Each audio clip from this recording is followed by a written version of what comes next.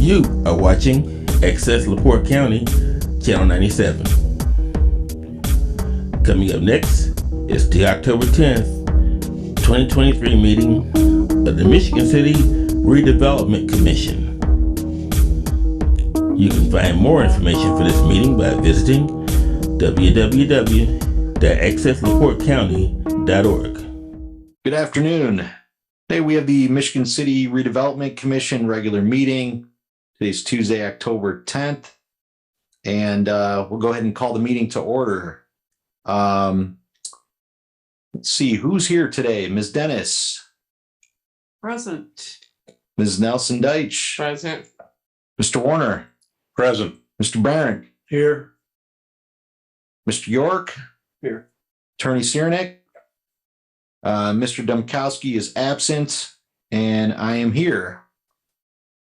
All right, first up, we've got the minutes from the 9/11 executive session and also the hybrid regular meeting, as well as the 9/19 special meeting. I move to approve the minutes from those meetings. Support. Let's go ahead and vote. Ms. Dennis, Aye. Ms. Nelson Deitch, Aye. Mr. Warner, Aye. Mr. Barrett, Aye. and I vote aye as well. Thank you. Next up, we've got the claims for October 10th. Skylar. These are claims docket for October 10th, 2023. Payroll in September of 2023, we had CDBG reimbursables, staff, and commissioners. From our operating account, we had corporate payment systems for hotel for Kyle Anthony Petter. He went to a Preserving Historic Places conference. Great America for copier fees for September 2023. We had Harbor Trust for workers' comp for 2023. Saranac Law Offices for legal retainer for September of 2023. From the North TIF, we had Barnes and Thornburg for legal services for the North TIF ending in August 31st, 2023. Barnes and Thornburg for legal services for Bloxham arbitration ending in August 31st, 2023. Butler Fairman Seifert for engineering services for Washington Park Boulevard Streetscape project. Global Engineering for engineering services for boundary and survey work. Haas and Associates for engineering services.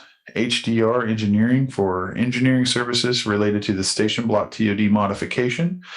NIPSCO for electric service EVC stations. Saranac Law Offices for legal services for the North TIF, September 2023. Standard and Poor's for our analytical services for mixed use transit project. That was for the bond work they helped us do. Our bond rating. Wallach Summers and Haas for legal services for the transit center.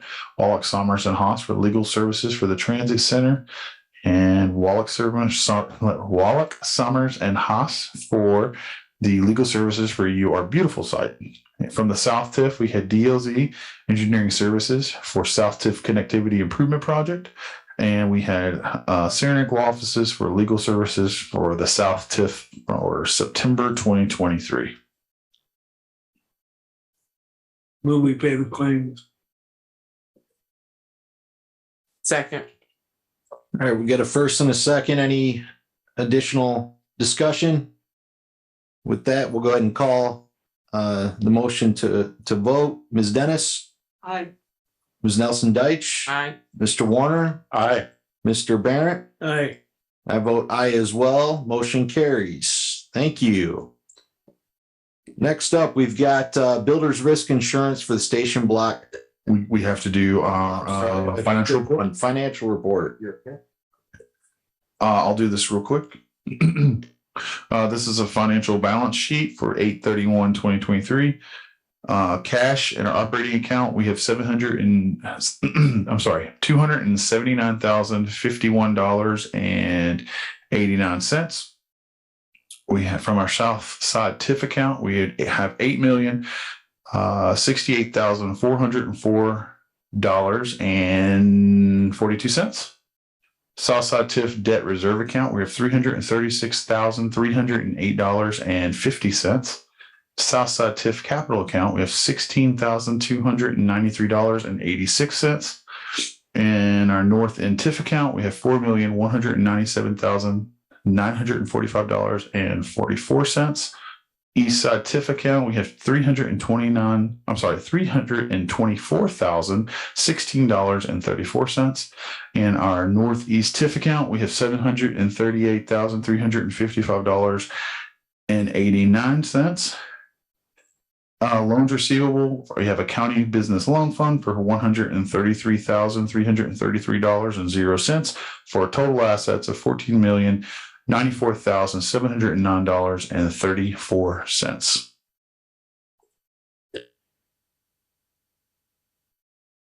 Move we approve the financials as presented. Support. Go ahead and call the motion to vote. Ms. Dennis, Ms. Nelson Deitch, Aye. Mr. Warner, Aye. Mr. Barrett. Aye. I vote aye as well. Motion carries. Next up, builder's risk insurance for the station block. I was getting a little ahead of it myself. Just trying to get you out of here, Charlie.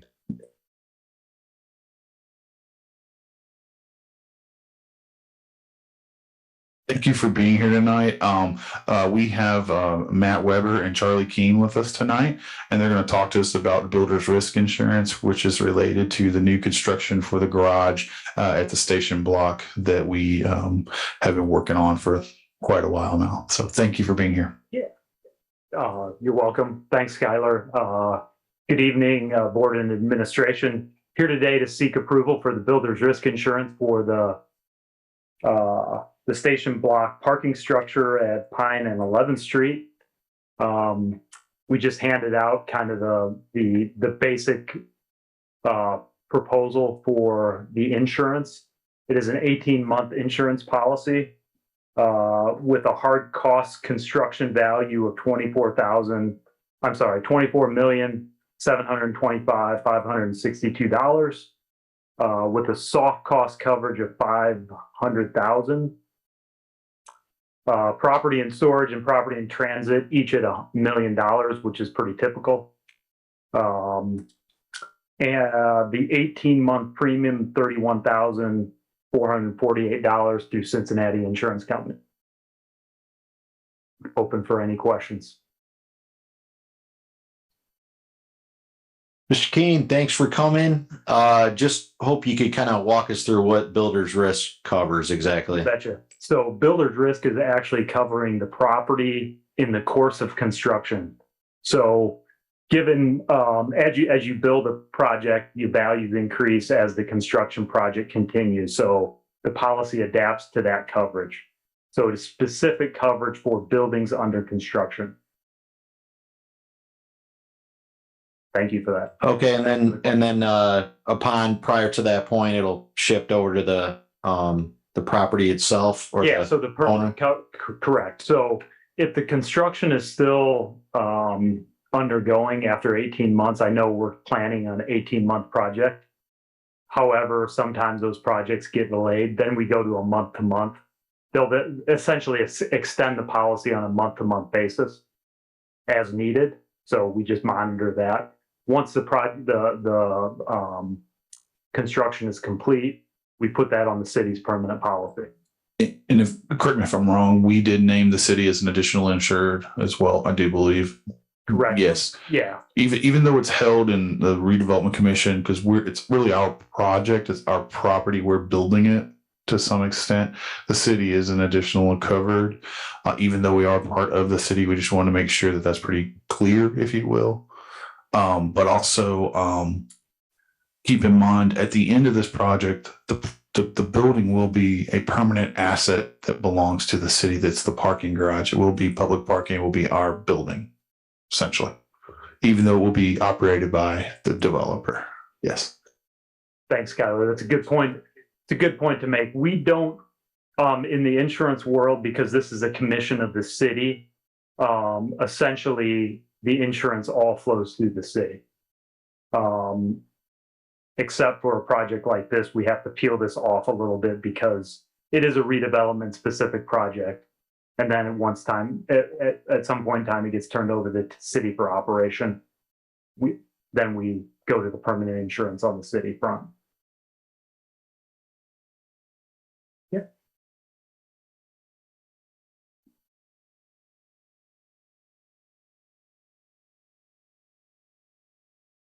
Well, I'll go ahead and entertain a motion. Yes, I move that we accept the proposed policy term from 10/11/2023 to 4/11/2025 in the amount of $31,448. I will second that motion. The first and a second, any further discussion?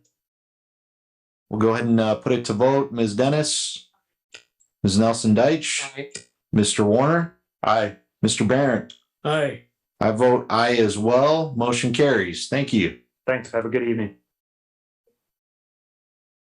Thank you, Matt.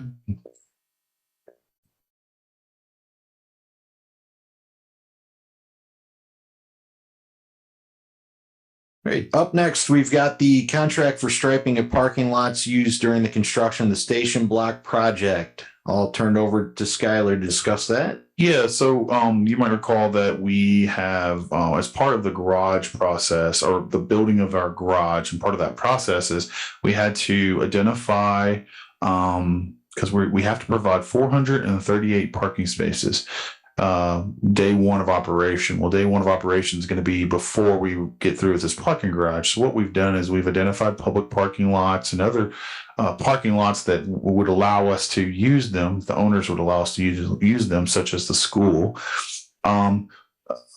We've identified those as those are the parking lots that will be provided around the station block. As part of that project, we told NICD and the federal government that should they need restriping, should they need signage to tell you people that they can park here, that we would take care of that. Miss Martin in my office is taking care of the signage. She took care of some of the signage today for the school. We put the signage up at the school lot today. It doesn't need striping, but some of our other lots do need striping. And as part of the striping contract this year, Brad Minnick, our city engineer, added an addendum. It would be the appropriate word.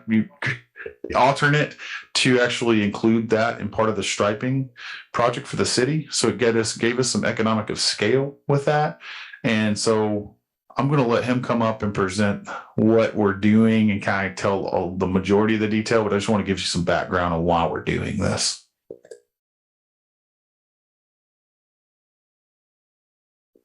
Good evening, Brad Minnick, Haas and Associates. You pretty well covered it, Skylar. Well, I was just trying to give some background, but I'm going to let you tell them what we're doing and why and things of that. So, TCS is a contractor, and they were going to start on the city streets portion of the striping contract this week, and with the understanding that they had 50 days to complete the work, and if the fall weather prohibits striping of the parking lots, as long as it's done, say by early April, we would get another season out of it, in effect, by holding off. And we'd also meet the deadlines established by NICD for the parking lot availability. And you should have in your packet the 4 parking lots in question. On the back of that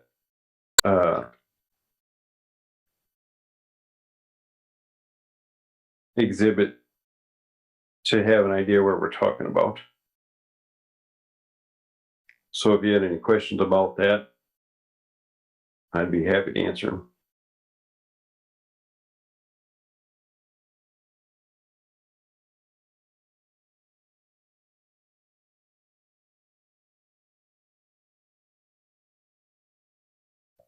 Obviously, a lot of these parking lots serve dual purposes. They're also public parking lots as well. So we're pretty much, I don't know when the last time we striped these parking lots are. I don't want to tell on the city, but it's been a while. So,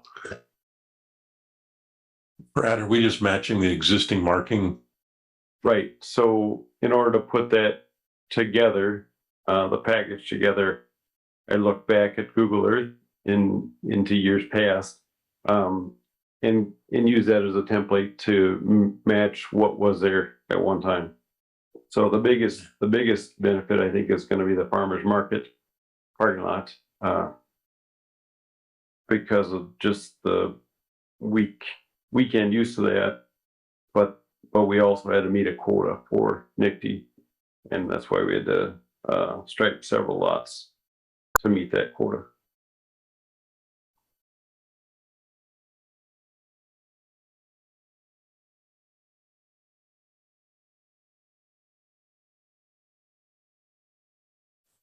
Okay, I'd like to go ahead and entertain a motion for approval.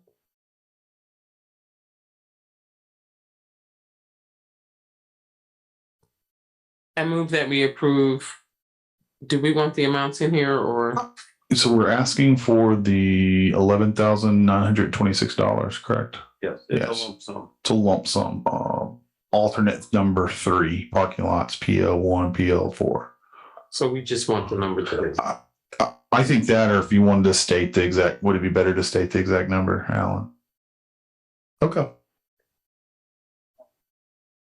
Alternate. Okay, number 3. good. So I move that we approve alternate number 3 parking lot PL1 through PL4 for $11,926. Second. Any further discussion? Hearing none, I'll go ahead and put this to a vote. Ms. Dennis, Ms. Nelson Deitch, Mr. Warner, Aye. Mr. Barrett, Aye. and I vote aye as well. Motion carries. Thank you. Up next, we've got a upper story grant request for extension of time, 825 Franklin Street. Yes. Kyle, we present tonight, or do you want me just to go through it? And Mr. Connor's here as well. This one was approved. I kind of forgot that we approved it. It was approved back. I think Aaron Borngraber worked on this one with you. Correct. So that was probably 2021. Year and a half. Yes. And then just give us a rundown of like what you're requesting, what you're asking for, why, et cetera, you know.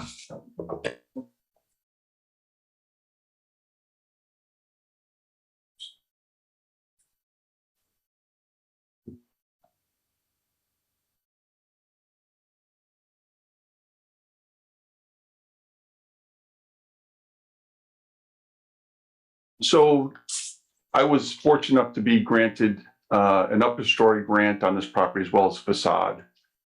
The booklet in front of you shows the before and after of the facade work done on the property. That was completed probably at the end of 2022. The first floor renovation of the restaurant took much longer than we anticipated. That's Farina's restaurant. He's in there, of course, and operating. The contract that I had lined up to start the work right away, because we couldn't start the work up on the second floor because Farina's took much longer than we anticipated. He went on to a different job. I do have another contractor. He's in permit process right now with the city of Michigan City. So we could probably, pending a staircase review in the back, we should get a permit in a week or two, would be my guess. And probably need 4 or 5 months to finish both of the units on the second floor.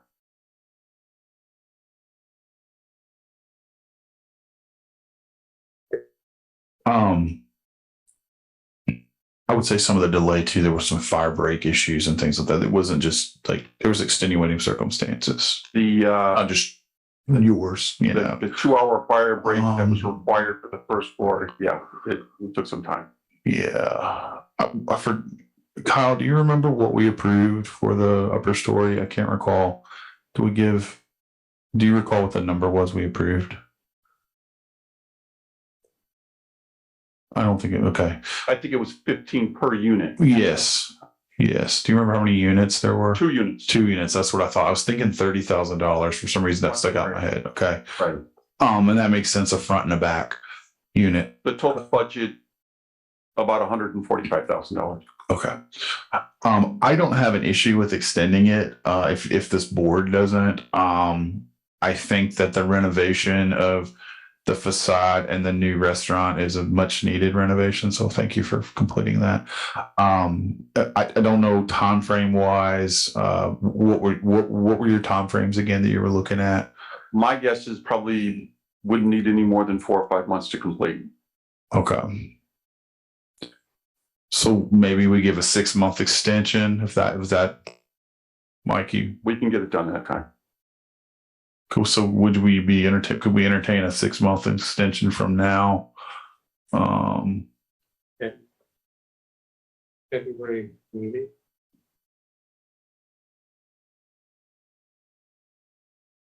April with them. Yeah, it'd be April, right? April. Yeah, April. Yeah. So we extend. So let's extend till what we say. If we need to come back, we'll give you till April 2024. If we need to bring it back and ask for another extension, we'll say May of 2024. Does that sound reasonable? That gives you some extra. Yeah. That'll work. Good. I'll make that, I'll move that we extend it through until our April 2024 meeting. Okay, fair enough. I do second the motion. Yeah. Excellent. And then just let us know, kind of keep us posted. Yeah, I mean, Yeah. Sue's working on the permit. Yeah. A staircase issue, but the rear staircase, as soon as we get that resolved, she said she'll issue the permit. Yeah, and just keep Kyle in the loops, let him know kind of where we're at. That way he can update if we need to update the board or whatever and ask for more. Okay. Cool. All right. Thank you. Do you need Those this are back? yours. Okay. Place looks great. Does the facade look? Yeah, looks great. Thank you. Thank you. Oh, yeah. Formally, we do need to take it to a vote. Ms. Dennis? Ms. Nelson Deitch? Mr. Warner? Aye. Mr. Barron? Aye. I vote aye as well. Motion carries. Next up, we've got a change order for Marquise Electric contract for the bus shelters. Skylar. Yeah, I'm gonna have Sylvia come up and present with this one as well as Mr. Minnick. I'll let you tag team it tonight. And Sylvia, tell us a little bit about the bus shelters in general, okay? Just give everybody an update because you've been working hard on it. Well, thank you. Last year, we sought out to install 10 bus shelters throughout Franklin Street for the city of Michigan City with several amenities. And we reached out to you, this amazing board, for funding, and you approved it. And so right now, pads have been poured, bus shelters have been assembled, and they're beautiful. They're blue, very bright blue. They're what I've been calling Michigan City blue. And they're ready to go in. The project is almost at its completion, and we gave what we said December. We said December. Marcus Electric's plans on completing this project. Today we're here requesting a change order, which I'll let Brad go into all the little details about change orders and stuff. But we have the first, and we initially came to have them installed the first 9. Then once we cleared up a lot of information, we finally are able to do the 10th one. So the change order would just include installing the 10th bus shelter, which we ultimately stated that we will install 10 bus shelters throughout Franklin Street. You guys might recall we bid this project out as a package deal with our Franklin Street and a couple of other things, and it just came in very exorbitantly overpriced. So what we did was we pulled all these pieces back apart and we bid this out separately. We've worked with Marcus Electric who really came through for us and helped us get a really good bid for this project and get them installed immediately before winter time, really. So thank you to them. But anyways, I'll let Brad explain kind of the change order, what we're doing and why we're here for the 10th one, etc. Okay, and we quoted that project. It was a quote. So that pricing from Marcus was $16,600 for the 10th shelter. As Sylvia said, we didn't have a suitable location secured when we quoted the work a couple months ago. Now that we have that, Marcus has moved forward with the pricing to assemble and install the 10th shelter. So that'll complete the set in effect for this fall and hopefully kick us off for a larger rollout next season with the next phase. So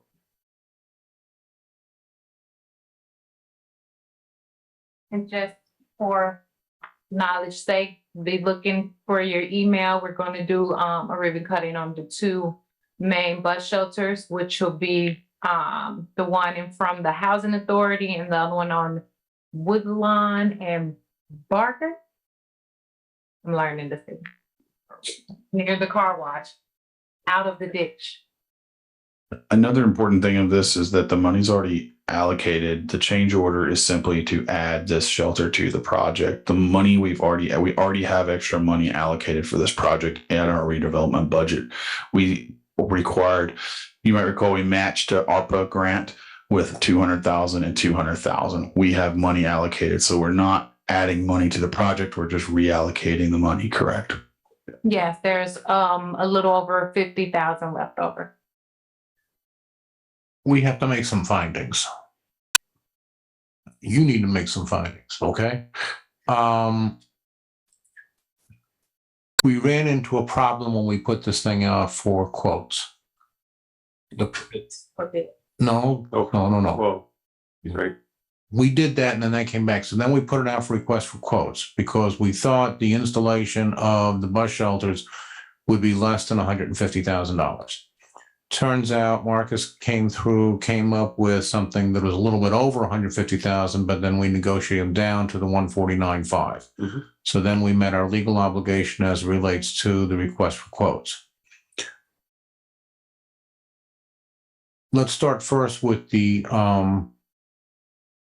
10th bus shelter. We didn't have it identified when we originally put this out for request for quotes. I think that's going to get us there. Tell me more about that. So initially, we were looking at the site across from Woodlawn and Barker. However, they're in a, so the property is split between, one is Michigan City and the other one is, what is a little community? Trail Creek, and they're not willing. It's a battle between us utilizing the property because we need a few inches of their few inches of their property line with our right of way. So we're having an argument about who owns the property and who don't own the property based upon whatever reasons. So it was just too much going back and forth to try to utilize that property. We decided to move with another bus shelter because this will complete all of the bus shelters along Franklin, which is the initial aspect of our proposed bus shelter project, was to complete bus shelters along the Franklin Street. Was the original request for quotes for 9 bus shelters? The one, yes. Okay, good. So then we get to the point of where then we have this problem with identifying a location for the 10th one. We now have a suitable location for the 10th one. Where is that? It is on Franklin and Barker. And that was not identified at the time the original request for quotes went out. Okay. And so then we did find a suitable location. So as a result of that, we asked Marcus Electric for an additional price to install that 10th bus shelter that was not part of the original request for quotes and was not contemplated or was not identified at the time the original request for quotes went out, correct? Correct. Okay, we're good. Thank you. Alan, appreciate the questions. I had just trying to walk through that as well. Thank you. Just the important thing there in terms of why we were doing that is I just want to make sure the public record is clear that we were not circumventing the bid for any kind of public project process. At the time you originally approved the request for quotes going out, it was just for 9 bus shelters and we came in under 150, thanks to Marcus Electric and Brad getting us to that point. If the original intent of the project had been 10, which it was, but if we didn't have that identified at the time the request for quotes went out, then we're still within the structure of the statute as it relates to the cutoff for bid for public works projects. So no, we weren't circumventing the process. We came up with a 10th one, and it was stupid not to go with a 10th bus shelter, is basically what it comes down to. And to verify that even more, the 10th bus shelter wasn't even identified before we never identified the 10th bus shelter during any point of this, actually. No problem. And Brad, it looks like the unit price of this one additional is the same as the unit price of the 9 previous, correct? It's slightly below. Rounding error below. Brad, the change order for this is a lump sum of $16,600, correct? That's your unit price. Yep. Lump sum, yes.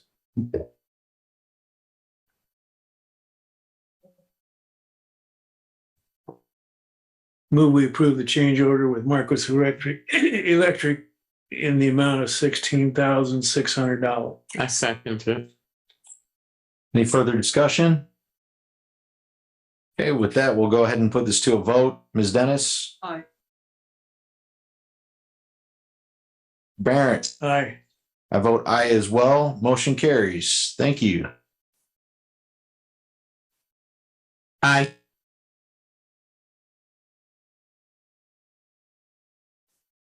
All right. Next up, facade grant modification of eligibility area.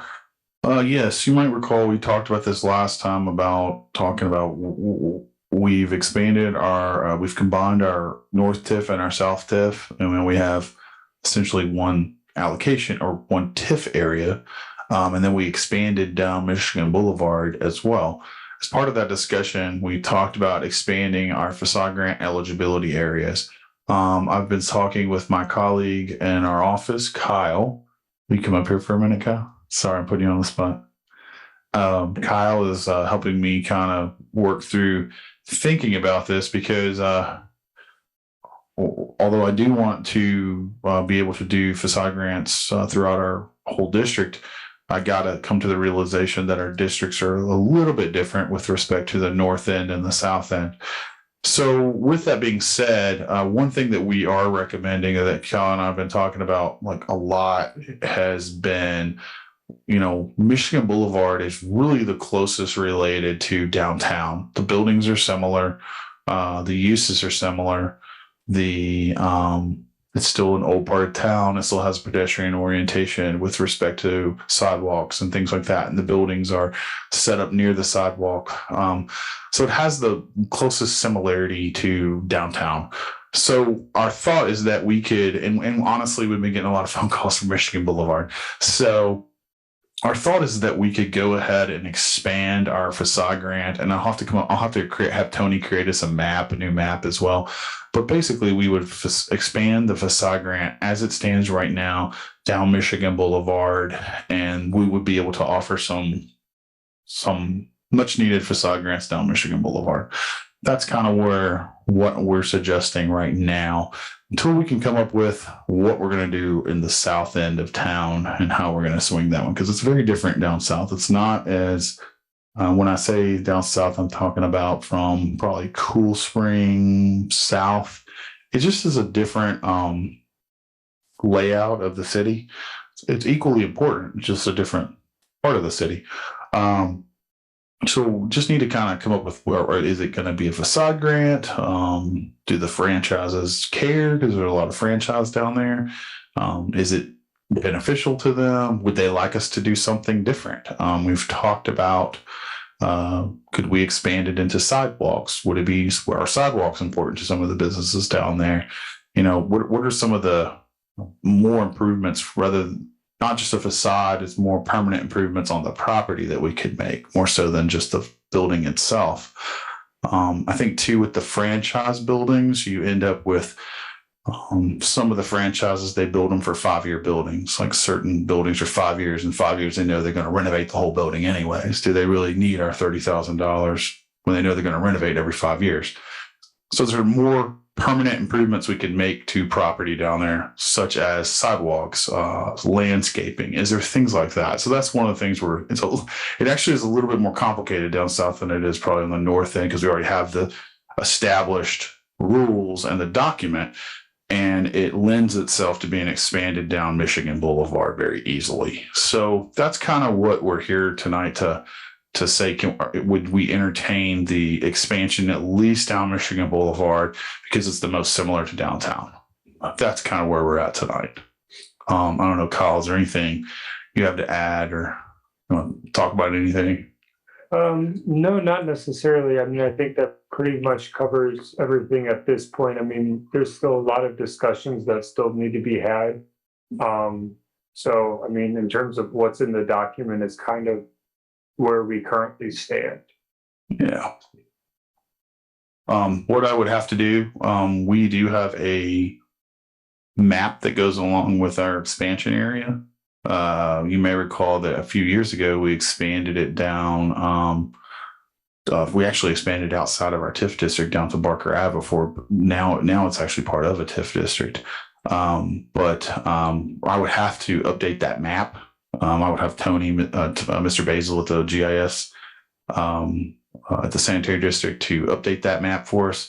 And then we would just post that new map and the new document online and then just rename our eligibility areas. You know, basically we're calling it just a facade grant program. There really isn't a north end or a south end facade grant program. It's really just a facade grant program. So that's kind of where we're at right now. I don't know if that seem any questions, please ask questions. I have a question. As far as the time frame, like we have a business that closed that needed help, and now we have a business trying to open. So what is the time frame, effective today or when we did the tip? What's the deal? Because we have a business, we have a couple. I think we can make it. That's why I really am trying. I see a lot of activity. Right now, we're seeing a lot of activity, a lot of, I won't call it speculation, but maybe that's the most correct term for it, is speculation on the boulevard. We've had new Dunkin' Donuts come in. We've had people tear down some buildings there who want to build back. They're talking about mixed use on the boulevard, things of that nature. The boulevard is getting looked at more. So the answer to that question would be that if we approve this tonight and I get the map created tomorrow, I think we could be up and running tomorrow. You know, like we could get it posted and everything. I think it takes effect immediately unless there's something that else. I can't think of anything else we need to do. Okay. You know, the reason we do these facade grants, just so everyone knows, is we're making permanent improvements to property, which essentially returns more tax dollars to our TIF, which is really the goal of this. So if the properties are eligible, they're paying into TIF, so commercial mixed use properties. We are making permanent improvements, exterior permanent improvements to these properties, which therein basically provides more tax revenue or increment revenue to the existing TIF in that area. So that's kind of the finding I would make while we do these properties or do these projects, these facade grant projects. I have a question. Yeah, absolutely. Ride down there into that area. I see that you're not including landscaping or resurfacing of parking lots, and yet some of those businesses, I assume like Dunkin' Donuts and things, would have parking in front or very close to the building, and perhaps that and landscaping. Include those originally because actually parking lots don't pay, they pay the lowest taxes. So we were thinking permanent improvements to buildings, landscaping, really isn't considered on a tax revenue situation. It's really the improvements to those buildings that make, those are really more, I guess we call them like maintenance issues rather than permanent improvements that generate the increment that we're looking for. Those would be more or less like new windows, things you get permits for, I guess, that then can be added to the tax revenue, I guess, or increment revenue. And that was kind of the justification for removing roofs for it, because it's seen more as maintenance than. Yeah, we did it. We've never had roofs on there with respect to flat roofs, things of that nature. I think we have considered like one you could see, from the street or something like that. I think you guys did that. Makes sense. I also noticed that in one part it talks about the sides of buildings. Is that only if the sides are visible? Yes. Yes. Okay. Yes, we have let people, I know that we have in the past, if they were on a corner, we didn't give them 2 facade grants, but we did say that they could consider 2 facades. Does that make sense? Like we're not just going to make you put it on the front. You can consider this, like you can include the whole building. We're not going to give you 2 grants, but we're going to give you 1 facade grant that you can then bend it however you want to. No, we have done that before. I don't know that we do the back of buildings. I think there was like one section in there that we were like, they were trying to encourage like outdoor seating in the back of buildings, but it really wasn't successful. But yes. Skylar, what is the, I know we don't have the map yet, but what are the limits that we're looking at? Yes. Give me a second. Yes. So we would be looking at, you might remember I showed you the new map. We would be looking at going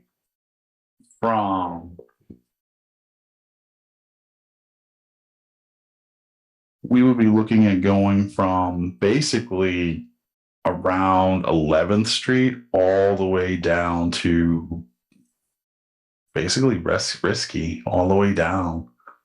We included even, I think we went all the way down to the CSX tracks with our new boundary. So I think I would just include everything that fronts onto Michigan Boulevard all the way down to essentially the boundary of that distance. Yeah. Thank you. Since we didn't have the map, I just wanted it out there. So that's kind of what I think we would do. We would go all the way down, include everything that fronts onto it, any commercial property that fronts, which is essentially what we did with the new boundary. Yeah. We only included commercial property that abutted Franklin Street or was commercial industrial behind Franklin. We didn't include any housing or any single family housing or anything of that down Michigan Boulevard. Thank you.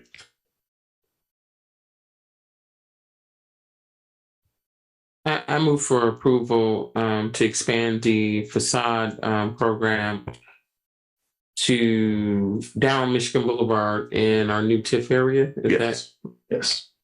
I second the motion. Any further discussion? May I add just one more thing? I will bring back the kind of the south end that we're thinking about.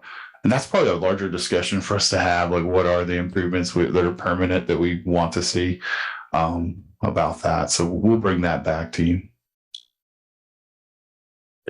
Great, thank you. Any further discussion?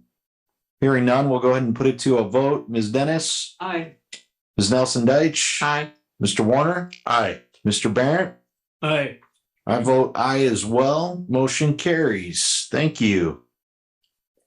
Next up, we've got the station block update and any approvals. Do we miss? Nope, we're good. We're good. Station. No. You're fine, man. I'm missing one in my mind, so you're good. Station block updates and approvals. As of right now, we have they've got some fencing up on the site.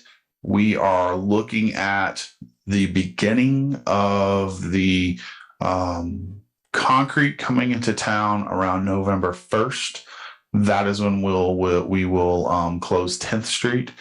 Until then, they will be doing site work and dirt work. So they will be preparing to bring the crane in. They will be setting foundations and footings, and they will be basically clearing the site. As of right now, my colleagues, 2nd of November. Okay. 2nd of one day off. Thanks for the question. So around the 1st. Okay. But I did have my colleagues, Sylvia and Kyle and Chris. I think you guys went out a couple Fridays ago. I had them notify 10th Street, all the residents on 10th Street, including the businesses, to let them know that they've got a month to prepare for that street to be closed down. There are also some water work infrastructure that's going to go into 10th Street as well in conjunction with this project after we get done building what we need to build. So there's going to be a lot of activity probably over the next 2 years there. Unfortunately, the residents are going to have to find some different parking options. But we did provide some recommendations. But also, just keep in mind, we did give them a month notice to make sure that they know, hey, this is coming. Other than that, is there anything else we need to do with that tonight? Yeah. As you know, that the former 1002 Franklin Street, which was the parcel at the most northwest corner of the station block property, is also an IDEM site that's currently being cleaned up with IDEM administrative oversight voluntarily by the two principal polluters. But as part of that cleanup is they have been monitored. There are monitoring wells out there, testing wells that has been occurring. According to the Environmental Recovery Act statute, that when development is occurring, then the cleanup efforts have to give way to, and they have to do their cleanup efforts in deference to developers or any kind of development that's occurring on that property. We have previously approved access agreements for their environmental company is called Crossroads Environmental Consulting, to have access to the property, to do the testing, to do the monitoring, to do actual efforts of cleanups through injections. And they have done those, and that agreement has been in place. They have approached us about doing a modified agreement in lieu of that we were getting close to actual construction. So there is I have received an agreement to enter the property so they can basically do snapshots as much as they possibly can before construction occurs. So again, so they can communicate to IDEM, look, our efforts are working, our efforts are improving, close this site up as quickly as you can. So when that happens, so basically what I'm looking for tonight is a modified access agreement for Crossroads to come onto our property so they can do these snapshots. I think they're basically looking at doing 3 of them, both 2 of them next week and then 1 additional one the following week. And this agreement will only remain in effect until the property itself is transferred over. So we're looking at probably only this agreement being in place only for the rest of this month, maybe the middle of November, depending upon when we convey the entire parcel to Flaherty and Collins for the purpose of construction.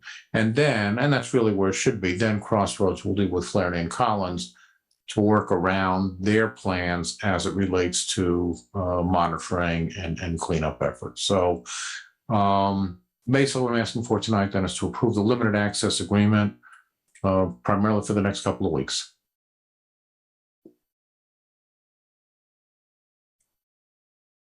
So moved.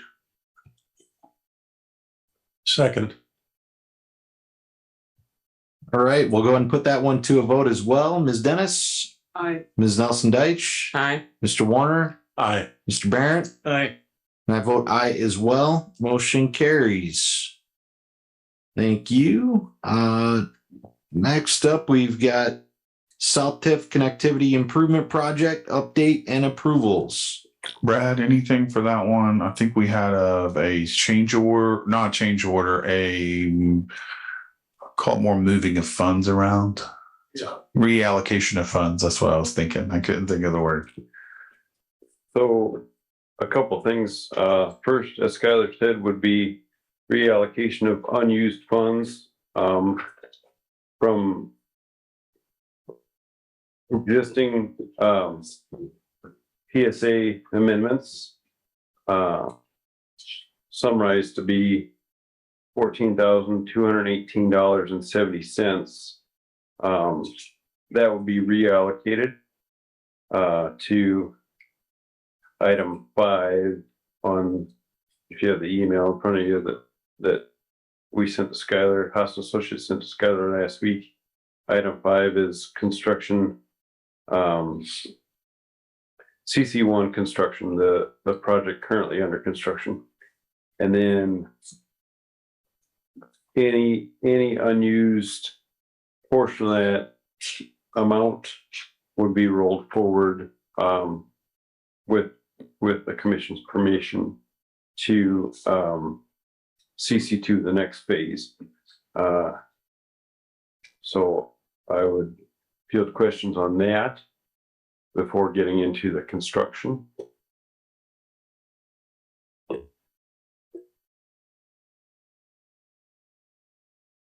So you've got some savings here in this one category. You're just looking to move them over for the future, right? Move it over to close out the current construction project. Yeah. Okay. And if there are remaining funds, to use those going forward for Gotcha. the future project.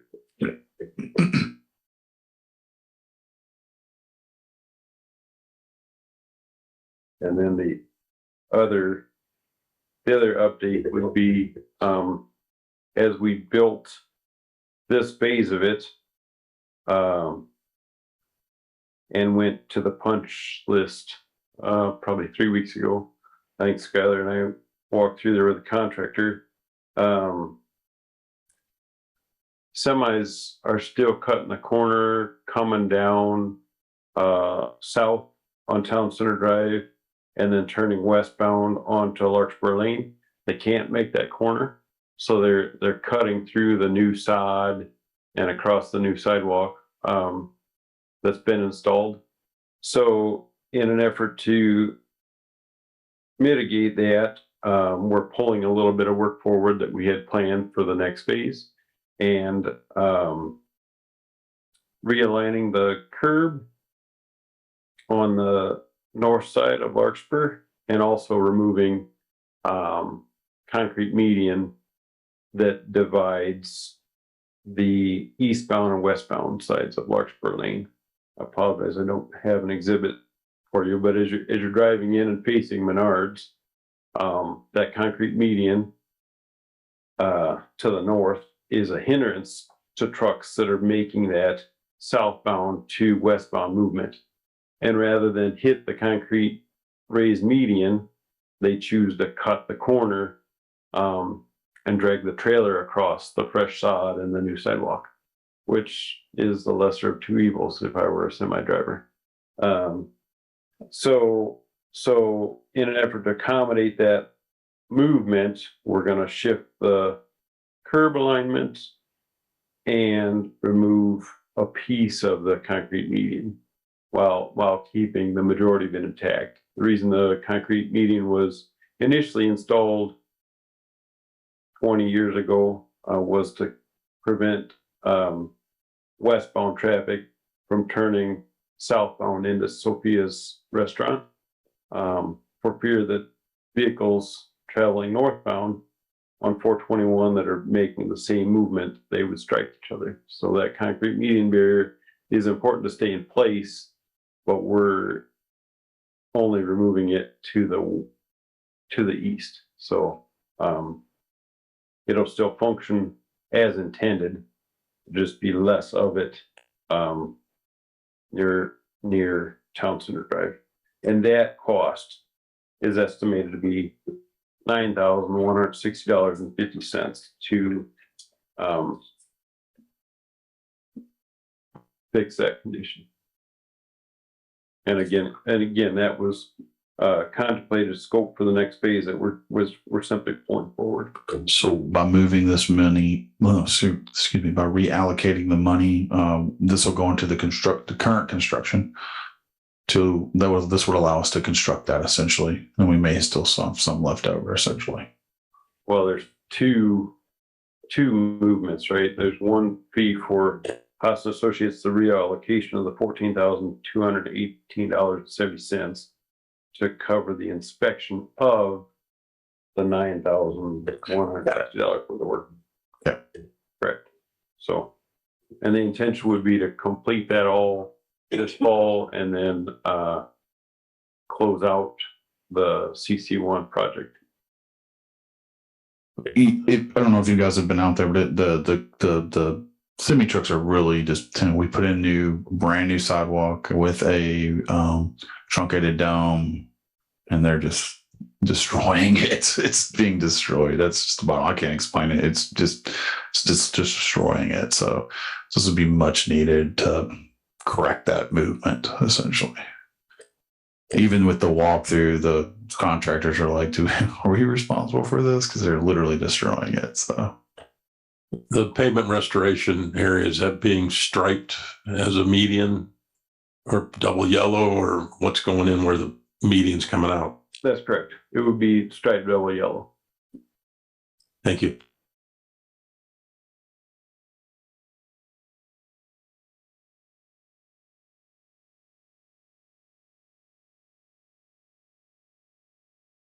Any other questions, comments? With that, I'll go ahead and entertain a motion for approval. So moved. That we move the remaining funds from CC1 to CC2, which is the construction phase. Second. Go ahead and put this to a vote. Ms. Dennis, Aye. Ms. Nelson Deitch, Aye. Mr. Warner, I Mr. Barrett. Aye. I vote aye as well. Motion carries. Thank you. All right. Next up, You Are Beautiful site SOLA update and any approvals. I don't think we have any approvals tonight, but just a small update. We are working on their redevelopment agreement currently. You may remember they had a ribbon cutting for the project a few weeks ago. We're currently getting our redevelopment agreement back in check and revising that to reflect the new project. The project has expanded a little bit with respect to scope, and we're just making sure that we have that redevelopment agreement that reflects the new project. Yeah. A little bit. It's actually grown quite significantly from where we originally started, but it's not necessarily a bad thing. So we're just trying to make sure our redevelopment agreement reflects the new growth of the project and new scope. All right. Thank you for that update. Next up, we've got consideration for approval of 2024 salary order. So with that, we have a salary order. You may recall we do our own salary order. I will also note that the 6% increase is commensurate for the city, with the city for the administrative assistant 1, the CDBG director, and the housing rehab specialist. It does not include the executive director, the administrative assistant 2, or the assistant planner. It does not include them, or the assistant administrative assistant 1. Am I correct on that, Deb? No, it does include the administrative assistant 1. I'm sorry. It includes the administrative assistant 1, but it does not include the executive director, administrative assistant 2, or the assistant planner, or the facade grant administrator. So that being said, I just want to make sure that sorry if I confused this even more. So the 6% raise, which was included into the city council budget, but it does not include the following: the executive director, the administrative assistant 2, or the assistant planner, or the facade grant administrator. Everyone else will be included in the 6%. So this is basically to pick up the folks that weren't included in that budget, right? Okay. They are part of the budget. Gotcha. So this makes sure that they're made whole as part of the 6% increase for all employees for the city. Correct. That makes sense. Ms. Deitch, did I explain that correctly? Yeah. Okay. Move we approve the 2024 salary ordinance as presented. I second that motion. Any further discussion? Hearing none, we'll go ahead and put it to a vote. Ms. Dennis? Ms. Nelson Deitch? Aye. Mr. Warner? Aye. Mr. Barrett? Aye. I vote aye as well. Motion carries. Thank you. Report by legal counsel. Two things quickly. One was an executive session prior to this meeting. No items were discussed. They're not included within the open door that were included in the open door law, and no decisions were made. Secondly, when I was a kid growing up, my mother referred to the widow lady who lived up the street that she was as slow as molasses in January. And that description would apply to the hierarchy of Lowe's and Meyer when it comes to trying to get their approval for Town Center Drive. On Lowe's, I drafted a copy of it, or drafted a deed, and they came back and made changes only to the fact that the recorded deed has Lowe's former name. They are now called something different, but it's still Lowe's Home Improvement. I said, I have no problem with that. Just get me a signature and we're ready to go. That was 2 weeks ago. I'm still waiting for the signature. On Meyer, a little bit more complicated in the fact that there were some corrections that had to be made to the actual legal description of the roads that were involved. That will be deeded over to Michigan City. But again, we have agreement on that. Both sides know what the specific areas are. And again, we're waiting on a signature. So I have calls into both Meyer and Lowe's because we're getting so close to the end of the construction season or the paving season, to see if we know what's going to happen. We know they're going to agree to it. Can we go forth with some kind of a joint agreement to do that? I'm still waiting to talk to them, but we'll try to come up with a plan B if I can't get deeds signed and recorded within the next couple of days. But that's it. I mean, we have agreements. Everybody's all right with everything. Everyone wants to do this. I just need a signature. So that's it. Other than that, that's all I got.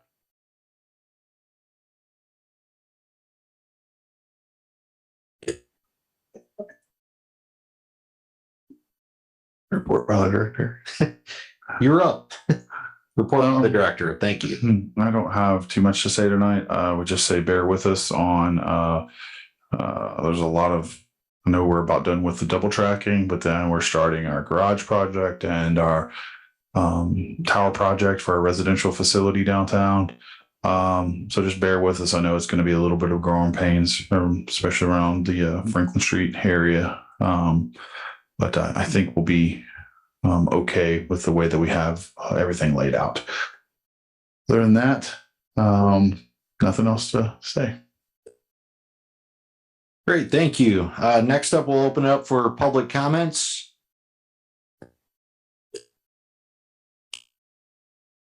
Hearing none, do we have anyone on Zoom?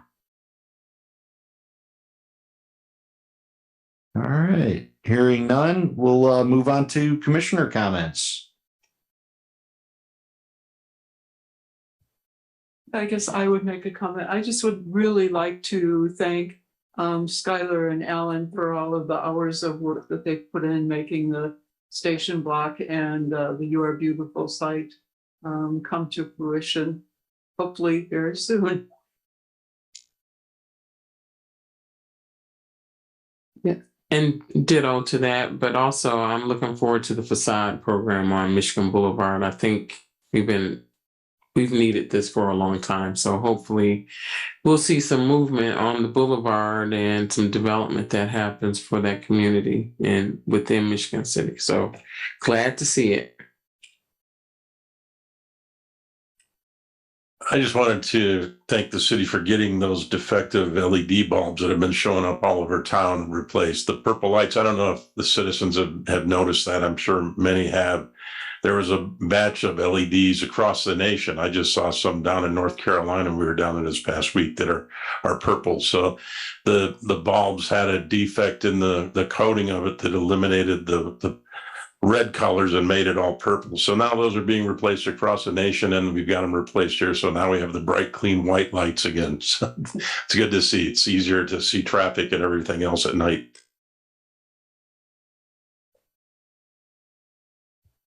All right. Thank you for the commentary. Appreciate all your hard work as well. Next meeting date is set for November 13th, 2023. And with that said, I'll go ahead and adjourn the meeting. Have a great night.